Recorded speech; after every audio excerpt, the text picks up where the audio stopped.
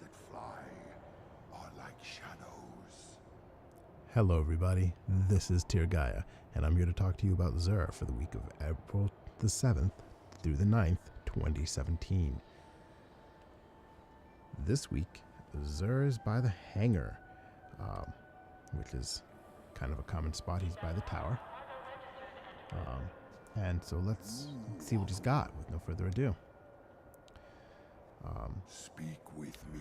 Alright, he has the Legacy Weapon Engram, Special Weapon Engram. So this is going to be a Year 1 special weapon at Year 1 power levels, which is a maximum of 170 light. This is for collectors only at this point in the game. Moving on, for the Titan, we have the Crest of Alpha Lupi. This gives you this is one of the fast revive exotics, and it gives you an extra orb when you're generating with your super. So it's definitely something that you should have in your inventory. The roll is very decent, but not fantastic this week. It's an intellect strength roll with a total of 138 out of a possible 147, which is yellow, not tier 12 capable at 93%, but if you have a good set of gear, you can still reach tier 12 with this item. So highly recommended if you don't have one, although I imagine most people watching this probably already have one. Moving on, for the Hunter, we have Shinobu's Vow. This is an exotic that grants you an extra skip grenade charge and improves your skip grenade. It got nerfed, so you do have a more reasonable kind of range with the skip grenade, but you know, it's still worth picking up. The extra skip grenade is worth it in and of itself. This week it has an excellent roll with a discipline strength split that gives you a total of 97 out of a possible 99 ability points and is 98%. It's definitely tier 12 capable. So if you're looking for a good pair of Shinobu's Vow, this is it. Pick them up. Moving on, for the Warlock, the infamous Ram helmet. This one has a pretty lousy roll. What this does is it increases the armor of the Warlock, and all Voidwalker melee attacks trigger lifesteal on hit. This is really good. This is a really good exotic. I don't see a lot of play for it anymore, but it's a strong exotic. So definitely add one to your inventory. Even at this late date, if you're going to be playing Destiny until September, you'll enjoy having this around. The total roll is a discipline strength split. It's actually almost a full strength, and those never work out very well. This one has a total of 98 of a possible 111 for a helmet, which is 86% of the max, and it is absolutely not tier 12 capable. So if you get this, you're going to be spending some glass needles. Moving on, the weapon of the week is Invective. This is a full auto shotgun with a decent range, not great, moderate impact, high rate of fire, and it's full auto. Also, it regenerates ammo. This is a fun weapon. It was better back in year 1, but they've nerfed it, slowed down the regeneration speeds, but it's still a good weapon to have. Absolutely recommended if you don't have one, and you'll probably see it in trials. You may consider that good or bad. I'll leave that to you. The main point here is that you should pick one up. Moving on, the exotic weapon bundles. The first one is Invective. So you already got my little review on Invective. This includes the ornament Storm's Reproach. These are not a good deal. As you see here, Invective costs 17 strange coins. And you can buy the Storm's Reproach ornament at the Silver Dust kiosk for 25 silver dust. So save yourself some coins, pick up the actual Invective weapon, and go over there and get the Silver Dust version of the ornament.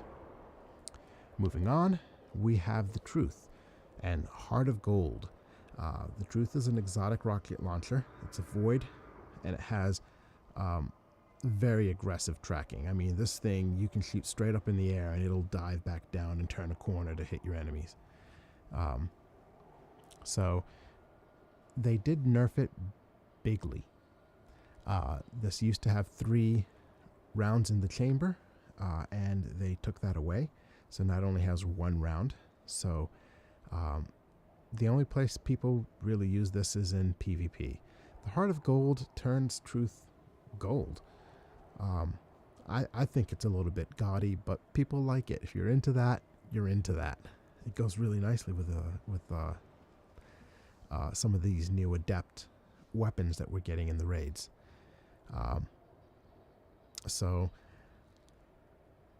As always, I think it's a bad deal, but if you don't have a Truth this late in the game, maybe pick one up. The main advantage of these bundles isn't the combination, but rather that it gives a little bit more variety to what Xur is bringing each week. Moving on, the Curios. We have the Plasma Drive, which is a little bit blue, and the Stealth Drive, which is a little bit red. These change a blue quality Sparrow, which you can buy at the Vanguard Quartermaster or the Crucible Quartermaster for 175 legendary marks, into a year 3 parity 160 speed Sparrow. So mostly it's for collectors. If you want to finish up a couple in that book, you can get the blue Sparrow, then upgrade it with this, and that'll count as 2. For the heavy ammo synthesis, it's the same as always. You can purchase 3 heavy ammo synthesis for 1 strange coin, or 10 heavy ammo synthesis for 3 strange coin. This, of course, being the slightly better deal. With all these raids in rotation and people playing them a lot, heavy ammo is getting hit a little bit. Moving on, 3 of coins. It's the usual deal of 5 3 of coins for the price of 7 strange coins. Lastly, we have glass needles, where you pay all that stuff and you get 3 glass needles, which is the opportunity to reroll an exotic armor item up to 3 times. Once per glass needle, up to 3 times in the bundle. And change these statistics. So, as I said before, you might want to reroll that RAM if you're going to pick it up. Lastly, the material exchange. You can purchase a Mode of Light for 2 strange coins. Very bad deal. Just go play the game for half hour, an hour, and you're going to get more motes of light than that. And you can purchase an exotic shard, 1 exotic shard for 7 strange coins. Great for people who are just starting out their exotic shard collection, but once you have 5 or 10, you're probably not going to use this anymore. And that is going to do it for me with Xur this week. I want to thank you, as always, for watching. I hope this video helped some of you. Please tell your fellow Guardians. Spreading the word is the best way to support my very small channel, which I would like to continue as we move into Destiny 2. Comments also help immensely, even if you just comment to say you're supporting the channel. You know what to do with the info. Follow me on Twitch and Twitter. Subscribe on YouTube.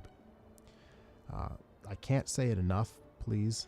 Viewers make the channel, they make the stream, they make everything worthwhile. Thank you again, and I'll see you Starside Guardians.